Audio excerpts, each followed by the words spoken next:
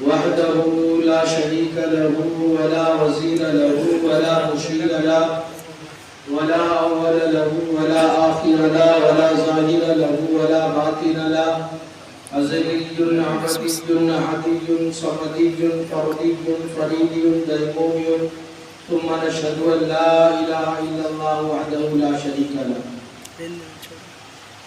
قال الله تبارك وتعالى في القرآن المجيد والفرقان الحميد: أعوذ بالله من الشيطان الرجيم بسم الله الرحمن الرحيم ذلك الكتاب لا ريب فيه صدق الله العظيم وبلغنا رسوله النبي الأمين الكريم ونحن على ذلك لمن الشاهدين والشاكرين والحمد لله رب العالمين. درود پاک پڑھی اللہم صلی علی سیدنا شفیعنا و حبیبنا نبینا مولانا محمد السلام علیکم یا رسول اللہ صلی اللہ علیہ وآلہ وسلم. شاعر کہتا ہے یہ ہمارے جو لوگ ہوتے ہیں نا ان کا ایک کریز ہے, ان کو باتیں کرنا بہت پسند ہے, چاہے ناکے پہ ہو یا مسجد میں ہو کہیں بھی ہو, مطلب بس کوئی ان کو سننے یہ بندہ بولے, ہر کسی کا, میں کیا آپ کیا, ہر کسی کا ہے. اب بس بات یہ ہے کہ کوئی اچھی باتوں والا ہے تو کوئی جو ہے فضول باتوں والا ہے. تو شاعر کہتا ہے کہ یا دن کی باتیں ہوتی ہیں یا رات کی باتیں ہوتی ہیں, یا دن کی باتیں ہوتی ہیں یا رات کی باتیں ہوتی ہیں, یہ دنیا ہے, اس دنیا میں ہر بات کی باتیں ہوتی ہیں.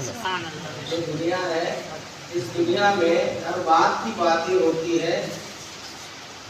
اور دن رات تمہاری محفل میں دن رات کی باتیں ہوتی ہیں.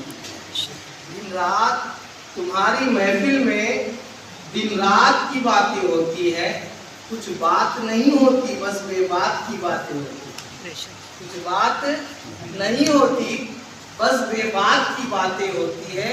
اور جس بات کی کوئی بات ہو اس بات کی کوئی بات نہیں. جس بات کی کوئی بات ہو اس بات کی کوئی بات نہیں. جس بات کی کوئی بات نہیں اس بات کی باتیں ہوتی ہیں. تو شاعر کا نظریہ جو ہے مجھے اپنے گورے گاؤں کا اعتراف دکھا رہا ہے کہ ویسے تو بڑی پبلک نظر بھی آتی ہے کبھی کبھی خوشاواد, لیکن جہاں مسجد میں کوئی پروگرام رکھ لو تو 0 سناٹا ایک دم غائب. خیر بہرحال دیکھیے, لیلۃ القدر کو جو فضیلت حاصل ہے وہ فضیلت اس کی ایک اہم وجہ یہ ہے کہ لیلۃ القدر میں اللہ رب العزت نے قرآن مجید کو نازل کیا. قرآن مجید کلام اللہ ہے. دیکھیے توریت بھی اللہ کی کتاب ہے, انجیل بھی اللہ کی کتاب ہے, زبور بھی اللہ کی کتاب ہے, لیکن یہ ساری جو ہے کتاب اللہ ہے, اللہ کی کتاب ہے, اللہ کی صفت میں سے نہیں ہے. لیکن یہ اعجاز, یہ رتبہ صرف قرآن کو ملا کہ قرآن کتاب اللہ بھی ہے, کلام اللہ بھی ہے. کلام اللہ بھی اللہ کی صفت بھی ہے. اور توریت نازل ہوئی, کہا موسیٰ توریت کوئی طور پہ آ جاؤ, قرآن میں اپنی کتاب توریت لے جاؤ. عیسیٰ اپنے معبد خانے میں آ جائے, انجیل لے جائے. داؤد آئیے اور زبور لے جائیے. لیکن جب قرآن نازل ہونے کی باری آئی تو یہ نہیں کہا کہ آپ آئے اور کتاب لے کے جائیں, اور نبیوں کو کہا کہ کہاں ہے آپ, آئے توریت پہ لے جائیے, اپنے معبد خانے میں آئیے, انجیل لے جائیے, زبور لے جائیے. لیکن جب قرآن دینے کی باری آئی تو میرے رب نے میرے آقا علیہ الصلوۃ والسلام کا رتبہ اتنا بلند کیا کہ اگر آقا مکے میں ہوتے تو قرآن مکے میں چلا جاتا, اگر آقا مدینے میں ہوتے تو قرآن مدینے میں چلا جاتا, اگر آقا نماز میں ہو تو قرآن نماز میں آ جائے, اگر آقا رکوع میں ہو تو نماز رکوع میں آ جائے, اگر آقا عائشہ صدیقہ رضی اللہ تعالیٰ عنہ کے حجرے میں موجود ہو اور آرام فرما ہو تو جبریل وہاں بھی قرآن لے کے تشریف. سبحان اللہ, قرآن کا اجازت ہے. اور ایک اس میں میں آپ کو نظریہ دکھاتا ہوں کہ یہ جو ساری کتابیں آئی، توریت آئی، انجیل آئی، زبور آئی، یہ کتابیں آئی، کتابی شکل میں آئی. جیسا ہم دیکھتے ہیں کتابوں کو کہ ایک کتاب مکمل کتاب بن کے آئی، یعنی جو کہیے کہ جڑ کے آئی، اکٹھا ہو کے آئی. قرآن اکٹھا ہو کے نہیں آیا، کبھی کوئی جز آیا، کبھی کوئی حصہ، کبھی کوئی پارہ، کبھی کوئی سورت، الگ الگ جگہ. اس لیے آپ دیکھیں گے قرآن میں لکھا ہوتا ہے سورت المکیہ، سورت المدنیہ، الگ الگ سورت میں. تو یہ ساری کتابیں توریت آئی، جمع ہو کے آئی، بکھر گئی، امتیوں نے بگاڑ دیا. انجیل آئی، جمع ہو کے آئی، بکھر گئی. زبور آئی، جمع ہو کے آئی، بکھر گئی. لیکن قرآن واحد وہ کتاب ہے جو بکھر کے آیا اور ایسا جمع ہوا کہ قیامت تو آ سکتی ہے، کوئی اسے بگاڑ نہیں سکتا. قرآن کا اعجاز ہے. اور امام غزالی رحمۃ اللہ تعالی علیہ سے کسی نے پوچھا کہ بتائیں قرآن کیسا ہے، قرآن کیسا ہے؟ آپ فرماتے ہیں کہ قرآن مشکل بھی ہے، آسان بھی ہے. قرآن چھوٹا بھی ہے اور بڑا بھی ہے. اب یہ تو نہیں نہ ہو سکتی، کوئی بھی بولے گا یہ تو نہیں نہ ہو سکتا، یا تو جگہ چھوٹی ہوگی، یا تو بڑی ہوگی، یا تو مشکل ہوگی یا آسان ہوگی. تو امام غزالی سے کہا حضور یہ آپ کیسے کہہ رہے کہ یہ چھوٹا بھی ہے، بڑا بھی ہے، مشکل بھی ہے، آسان بھی ہے؟ امام غزالی رحمۃ اللہ تعالیٰ علیہ فرماتے ہیں کہ قرآن اتنا آسان ہے، اتنا آسان ہے کہ ایک 3 سال کا بچہ بھی ہاتھ میں اٹھا لیتا ہے. سبحان اللہ. اور اتنا مشکل ہے، اتنا آسان ہے کہ 3 سال کا بچہ بھی ہاتھ میں اٹھا لیتا ہے. اور اتنا مشکل ہے کہ پورے کائنات کا علم اس میں سما دیا گیا. سبحان اللہ. اور فرمایا اتنا چھوٹا ہے کہ ایک 7 سال کا بچہ بھی اسے سینے میں محفوظ کر لیتا ہے. ایک 7 سال کا، 10 سال کا بچہ، 12 سال کا بچہ ہو بہو لفظ ٹو لفظ اس کو سینے میں محفوظ کر لیتا ہے. اور یہ بڑا اتنا ہے، مشکل بڑا اتنا ہے کہ بڑے بڑے سائنسداں، بڑے بڑے مفسر، بڑے بڑے محقق، بڑے بڑے محدث، بڑے بڑے مورخ اس کے قرآن کی آیتوں میں غوطہ زن ہوتے رہے، اس کے علم میں غوطہ زن ہوتے رہے. بڑے بڑے محدث ختم ہو گئے، بڑے بڑے مفکروں کی زندگیاں ختم ہو گئی، بڑے بڑے جو ہے محررین کے تاریخیں ختم ہو گئی، لیکن قرآن کا پورا فیض کھول نہیں پائے. حق ہے، سبحان اللہ. یہ قرآن کو اعجاز ہے. اچھا ایک چیز یہ دیکھیں آپ کہ آپ کوئی کتاب لے کے آتے ہیں تو آپ اس کتاب کو پڑھیں گے، اس کے بعد آپ اس کے متعلق اپنا عقیدہ بنائیں گے کہ یہ کتاب لے کے آئے، میں نے پڑھی، اس کتاب میں یہ ذکر ہے، لہٰذا یہ اچھی کتاب ہے یا بری کتاب ہے. نہیں، اس کتاب میں یوں کمی ہے، یوں لکھتے تو یوں ہوتا، یوں لکھتے تو یوں ہوتا. یہ واحد ایک ایسی کتاب ہے کہ اللہ تعالیٰ نے نازل کرتے ہی فرما دیا ذالک الکتاب لا ریب فیہ، یہ وہ کتاب ہے جس میں کوئی شک ہی نہیں. بے شک، سبحان اللہ. اس میں کوئی شک ہی نہیں. ساری کا عرب والوں کو، عرب والے جو تھے، عرب والے اپنے آپ کو عرب، باقی سب کو عجم کہا کرتے تھے. عجمی یعنی گونگے، یعنی وہ اپنے علاوہ کسی کو بولی میں لیتے ہی لیتے، کیونکہ عربی ویسی زبان، عربی ایسی زبان تھی. اور اس دور کا معمول تھا کہ اس ٹائم جیسے حضرت موسیٰ علیہ السلام کے دور میں جادوگری کا ماحول، جو سب سے بڑا جادوگر اس کا پاور زیادہ. آپ صلی اللہ علیہ وسلم کے زمانے میں شعر و شاعری کا بڑا دبدبہ. عرب جو تھے وہ اپنے آپ کو زبان کا بہت بڑا فصیح و بلیغ سمجھتے تھے کہ ان کے آگے کسی کی زبان نہیں چلتی. تو وہاں پہ جو بہتر شعر بول دیتا تھا نا، اور وہ شعر جس کا شعر پاپولر ہو جاتا تھا، وہ شعر کو کعبۃ اللہ کی دیوار پہ لٹکا دیا جاتا. لیکن جب قرآن آیا تو سارے عرب والے دیکھتے رہ گئے کہ یہ قرآن کیسا قرآن ہے کہ رب نے فرما دیا قل فاتو بسورۃ من مثلی، کہ تم اس کے مثال میں ایک سورت ہی لے آؤ. سارے عرب والے مل گئے، لیکن قسم خدا کی اتہاس گواہ ہے، تاریخ گواہ ہے کہ سارے مل کے بھی ایک سورت تو کیا ایک آیت نہیں لا سکتے. سبحان اللہ. میرے آقا نے پوری قرآن کی کوئی سورہ بقرہ نہیں لٹکائی, کوئی سورہ بقرہ کا دعویٰ نہیں کیا. اِنَّا أَعْطَيْنَاكَ الْكَوْثَرَ فَصَلِّ لِرَبِّكَ وَانْحَرْ إِنَّ شَانِئَكَ هُوَ الْأَبْتَرُ. یہ آیت, یہ سورہ آقا علیہ السلام نے کعبۃ اللہ کی دیوار میں لٹکا دیا, لیکن عرب والوں میں کسی میں یہ ہمت نہ ہوئی, کسی میں یہ جرأت نہ ہوئی کہ اس سورت کے مقابلے, اس تلاوت کے مقابلے, اس شعر کے مقابلے ایک شعر لا دے. اور پورے عرب والوں کو, چاہے مخالفین ہو چاہے ماننے والے ہو, سب نے اس سورت کو پڑھنے کے بعد یہ کہہ دیا کہ یقیناً یہ کسی مخلوق کا کلام نہیں, یہ یقیناً کلام اللہ ہے. سبحان اللہ. یہ میرے آقا, اور میرے آقا کی زبان تو کیا کہنے, کیا کہنے.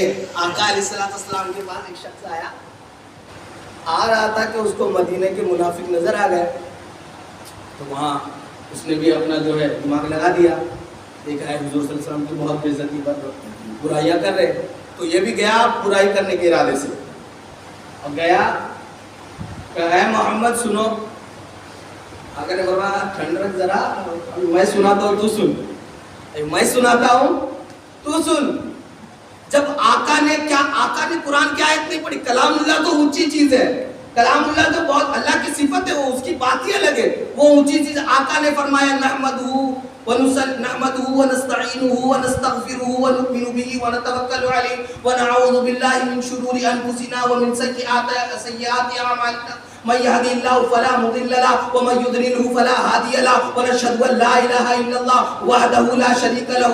جب اس شخص نے یہ سنا تو اس نے اپنے دونوں ہاتھوں کو نیچے کیا, اپنی زبان کو بند کیا اور کلمہ شہادت کی انگلی بلند کی اور کہا اشہد ان لا الہ الا اللہ واشہد ان محمد رسول اللہ. اس بات کا دعویٰ کرنے لگا کہ آقا علیہ السلام کی زبان اتنی فصیح و بلیغ ہے, اتنی اعلیٰ درجے کی ہے, اتنی عرفہ درجے کی ہے کہ یہ زبان کسی عام شخص کی ہو ہی نہیں سکتی. تبھی تو میرے بریلی کے امام فرماتے ہیں کہ تیرے آگے ہے یوں دبے لچے فصحاء عرب کے بڑے بڑے, تیرے آگے ہے یوں دبے لچے فصحاء عرب کے بڑے بڑے, کوئی جانے منہ میں زبان نہیں یا پھر کوئی جانے جسم میں. عشق محبت, عشق محبت اور مائل سنت, نعرہ تکبیر, نعرہ رسالت. فرماتے ہیں کر تیرے نام پہ جاں فدا, نہ بس ایک جا دو جہاں فدا, دو جہاں سے بھی نہیں جی بھرا, کروں کیا کروڑوں جہاں نہیں, سبحان اللہ, کروڑوں جہاں نہیں. اور قرآن مجید جو ہے, ایک آپ دیکھ لیں یورپ کی ایک ویلفیئر سوسائٹی, آج دیکھ لیں جھگڑے ہوتے نا, کوئی بولتا ہے نعرہ تکبیر بولو, کوئی بولتا ہے جے شری رام بولو, کوئی بولتا ہے جے بھیم بولو. تو یہ جھگڑے زیادہ تر جو ہوتے ہیں یہ دھرم کے آدھار پہ, مذہب کے آدھار پہ ہوتے ہیں. تو یورپ کی ایک ویلفیئر سوسائٹی نے سوچا یہ جو جھگڑے ہو رہے ہیں یہ زیادہ تر جو ہے مذہب کے بنیاد پہ ہو رہے ہیں, تو کیوں نہ ایسا کیا جائے کہ سارے مذہبوں کو ایک پلیٹ فارم میں لایا جائے. تو ان لوگوں نے ہر مذہب کے لوگوں کو بلایا, یہودیوں کو بلایا, عیسائی کو بلایا اور مسلمان کو بلایا. ویسے تو دھرم بہت سارے, مذہب بہت سارے, لیکن یہ 3 مذہب ہی ایسے ہیں جن کا دعویٰ ہے کہ ہمارا مذہب آفاقی ہے, آسمانی ہے. باقی کسی دھرم کا یہ دعویٰ نہیں ہے کہ ان کا دھرم جو ہے آسمانی ہے. اب ہندوؤں کے پاس جائیں گے تو گیتا کا رائٹر دنیا بھی ملے گا, ہے نا, منوسمرتی ہو یا باقی جتنی بھی کتابیں ان کو دنیا میں لکھنے والے. اب سکھوں کے پاس جائیں گے تو گرو نانک کی کتاب ملیں گی. تو یہ ان کا دنیا بھی ہے, آفاقی نہیں. تو یہ آفاقی دعویٰ کرنے والے صرف 3 ہی لوگ ہیں. تو ان لوگوں جو جج بنے تھے اس سیمینار میں, ان لوگوں نے کہا اچھا بھائی چلو بتاؤ تم میں سے سب سے سچا اور پرانا مذہب کس کا؟ یہودی نے کہا ہمارا, عیسائی نے کہا ہمارا, مسلمان نے کہا ہمارا. تو ججوں نے کہا دیکھو ایسی کوئی بات نہیں ہوتی, بات تو ہوتی ہے دلیل سے. اگر تمہارا مذہب ہے سچا تو یقیناً نبی بھی ہوگا. بالکل, یہودیوں نے کہا ہمارے نبی حضرت موسیٰ ہے, عیسائی نے کہا ہمارے نبی حضرت عیسیٰ ہے, اور مسلمان نے کہا ہمارے نبی حضور محمد صلی اللہ علیہ وسلم. کہا کہ اگر تمہارا مذہب, تمہارا دین ابھی تک ہے تو تمہارے نبی کا دور اگر ابھی تک ہے تو تمہارا دین ہے, اور اگر تمہارے نبی کا دور اب تک ہے, ختم نہیں ہوا, تو کوئی معجزہ بتا, کوئی معجزہ بتا. یہودی کے پاس تو اب کوئی معجزہ بچا نہیں. مان لیجئے اگر کسی یہودی کو حضرت موسیٰ کا عصا دے دیا جائے کہ لو اس کو سانپ بناؤ ذرا سانپ بناؤ ذرا, مارو پتھر پہ مارو ذرا, چشمہ جاری کرو, اس کے بس کی بات تو ہے نہیں, کیونکہ وہ کمال اللہ نے ان کے ساتھ خالص خصوص رکھا تھا. یا حضرت سلیمان کی انگوٹھی کسی کو دے دی جائے, چلو جناتوں سے بات کرو, ہوا سے چڑھیں کرو, پرند سے بات کرو, کوئی نہیں کر سکتا کیونکہ ان کے لیے خاص تھی. نہ عیسائی کے پاس وہ معجزہ, ان کا دور بھی نہیں. یہودی کے پاس بھی معجزہ نہیں ہے, ان کا بھی دور نہیں. مسلمان کہتا ہے کہ میرے آقا علیہ السلام کا یہ دور ہے. اس کی دلیل یہ ہے کہ میرے آقا علیہ السلام کے جانے کے بعد بھی, میرے آقا علیہ السلام کے پردہ کرنے کے بعد بھی یہ قرآن جیسی کتاب ہمارے پاس ہے. یہ معجزہ وہ معجزہ ہے جو کل میرے آقا علیہ السلام کی حاضری میں بھی لوگوں کے دل بدلتا تھا اور آج بھی لوگوں کے دل بدلتا تھا. یہ کل اس کے بھی لاکھوں عالم تھے, آج بھی اس کے لاکھوں عالم ہے, کل بھی اس کے لاکھوں حافظ تھے, آج بھی اس کے لاکھوں حافظ ہے. یہ وہ معجزہ ہے, یہ وہ معجزہ ہے کہ جس کی کرامتیں ختم نہیں ہوتی. اس کی پیشن گوئیاں کل کی بھی صحیح تھی اور آج کی بھی صحیح ہے, آنے والے قیامت کی بھی صحیح ہے. یہ وہ کتاب ہے جس کتاب کی حقانیت پہ کل کے لوگوں کا بھی دعویٰ تھا, آج کے لوگوں کا بھی دعویٰ ہے. یہ جو یہودی اور نصرانی کھڑے ہیں ان کا بھی دعویٰ ہے کہ قرآن حق ہے. سبحان اللہ. صلی اللہ علیہ وسلم, یہ قرآن کا معجزہ ہے کہ قرآن کل بھی سلامت تھا اور آج بھی سلامت ہے, کیونکہ قرآن کی حفاظت کی ذمہ داری خود رب العزت نے قبض قدرت میں لیا. اللہ رب العزت نے خود فرما دیا انا نحن نزلنا الذکر وانا له لحافظون, کہ اس کے نازل کرنے والے بھی ہم ہیں اور اس کے حافظ بھی ہم ہیں. تو میرے عزیز بھائیو, قرآن کی اہمیت تو ہم نے بلا رکھی ہے نا. قرآن کو تو ہم نے کونے میں رکھ دیا ہے, ورنہ قرآن سے بڑے بڑوں کو شفا بھی ملتی ہے. اور ایک بات یہ بھی ہے کہ قرآن سے لوگوں کو ہدایت بھی ملتی ہے تو لوگ گمراہ بھی ہوتے ہیں. تو یا تو یار ہدایت دے یا تو گمراہ ہو.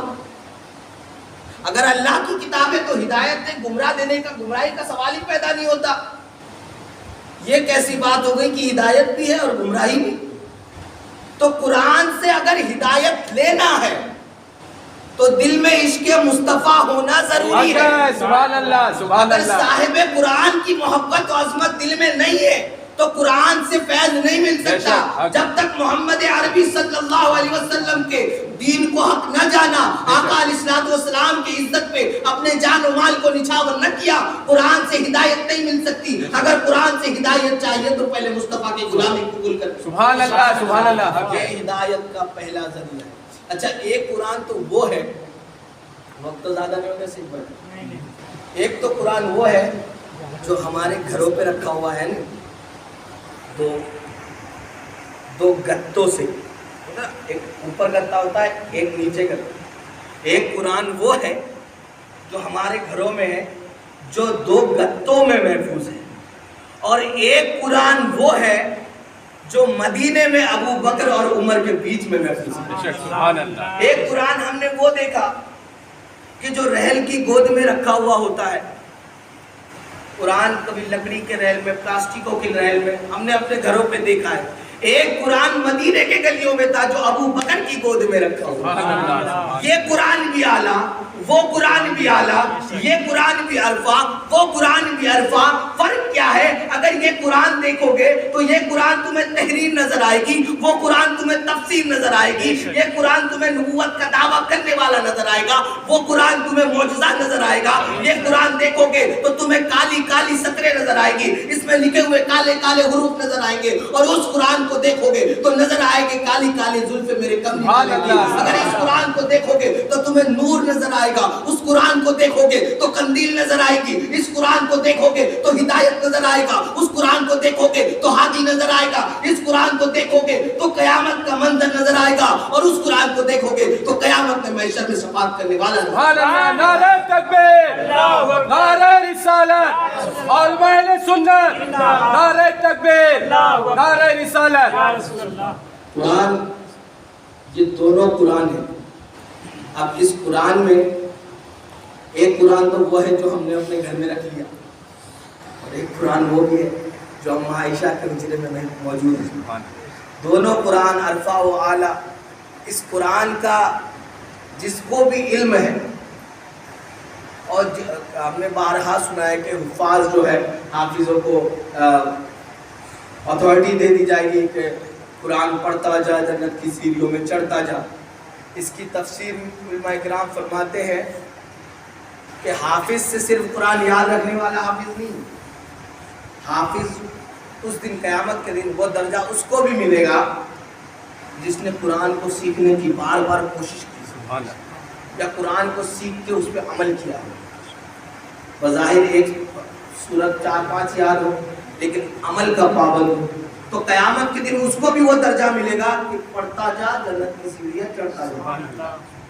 अब मुझे बताइए, हमारे यहाँ जो एक निज़ाम चला है तरावियों का, इस तरावी में कुरान की बेहुरमती का कोई ठिकाना ही नहीं रहता, कोई ठिकाना नहीं रहता।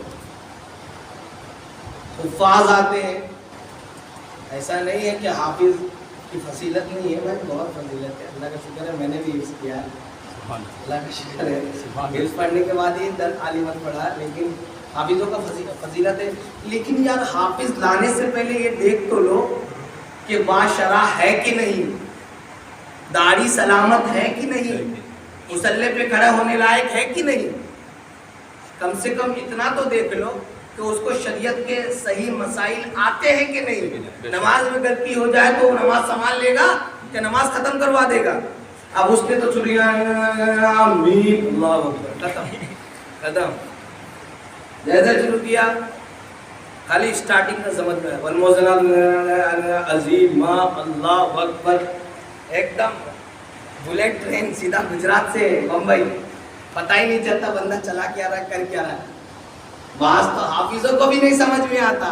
मेरे को खुद याद है, मेरे गांव में उस टाइम मेरे 11 पारे ही हुए थे, वो लास्ट टाइम मैंने वो उसी वक्त तरावी पढ़ी थी वहाँ पे, तो मैं नहीं समझ पा रहा था। मैं खुद 11 कम से कम 11 पारे तो मेरे समझ में आते, वो तो मेरे को जुबानी थे। मेरे को नहीं समझ में आ रहा, जो पीछे रिक्शा वाला है उसको क्या समझ में आएगा, चाय वाला है उसको क्या समझ में आएगा, मुझे बताइए। तो कम से कम देखिए, आपको तरावी पढ़नी है तो सही पढ़नी है, ऐसा नहीं खाली दिखावा के पढ़ो। 11 दिन और 12 दिन और 15 दिन और 27 दिन में तरावी खत्म नहीं होती। जब तक ईद का चांद नजर नहीं आएगा तब तक तरावी है। बात लोग समझते हो गया 27 मिठाई खा लिए, पानी फुकवा लिए, तेल फुकवा लिए, हो गया कुरान छू, मौलाना को रहने दो, अब घर चलो, अब तरावी से अपना नाता नहीं है, इफ्तार करने का, मजबूत सोने का। तो ऐसा कुछ भी नहीं। आप अगर सोचेंगे कि 27 को ख़त्म हो गई तरावी फिनिश, तो फिर मैं बोलता हूँ 29 तारीख तक रखे तरावी, 29 तारीख तक, क्योंकि लोगों का ये जहन बन चुका है कि भाई तरावी तो ख़त्म हो गई, और बोलते बाकायदा ऐलान होता है आज खत्म तरावी है। और कहाँ से ख़त्म करेगा भाई तरावी? और आज तकमील कुरान है, ना कुरान ख़त्म होने वाला ना तरावी ख़त्म होने वाला। ख़त्म तो हम लोग हो सकते हैं, और अल्लाह रब्बुल इज़्ज़त ने वादा किया है कि तुम्हें ख़त्म करके फिर जिंदा करेंगे। तो ख़त्म होने का तो कोई सवाल ही नहीं है। उसका इख्तिताम होता है, उसकी तकमील होती है, ना कि ख़त्म हो जाता है। अब मैं देखूंगा ये कि कल यहाँ कितने लोग होंगे। वैसे तो पहले दिन तो मैं बड़ा खुश था, मैं सोच रहा था कि कारी मुनव्वर साहब बैठे, इनको मैंने कहा नहीं हमारे यहाँ इस बार तरावी नहीं होगी, मैंने इनको दूसरी जगह ये चले गए। मैं सोचा यार गलत किया, उनको यहाँ बुला लेता तो मज़ा ही आ जाता। लेकिन दूसरे दिन ही विकेट गिरने लगे, तीसरा दिन सीधा बोल्ड, चौथे दिन रन आउट, एक सब रह गए, एक सब। अब कल देखते हैं एक सब में कितना रहता है, आधा या उससे भी कम। अल्लाह ताला हमारी हिफाजत आमीन। देखिए 3-4 दिन बचे रोज़े, कम से कम इस दिन कुछ दिनों में तो इबादत हो जाए। ये ठीक है, ये वक्त चला गया, ठीक है कोई बात नहीं, हो गई गलती, वक्त चला गया, कारोबार में गुजार दिए, काम में गुजार दिए, बाज़ारों में गुजार दिए, घर की परेशानियाँ थी, मामला थे, कम से कम 3-4 दिन तो अल्लाह के लिए निकाले अपने को। देखिए हमारे जो लोग पर्चे ढूंढते फिरते ना कि लैलतुल कद्र का पर्चा मिल जावे, आज क्या क्या नमाज पढ़ने की, वो बात की बात है, वो हदीसों से उसका कोई, हाँ बुजुर्गों ने फजाइल बयान किए, वो गलत नहीं है, अच्छी बात है, लेकिन पहले आप अपने कर्ज तो उतारे। जो आपका नमाज कज़ा है, आपकी नमाज कज़ा है, आपने दूसरे का माल छीन के खाया है, किसी की ज़मीन कब्जा करके रखे है,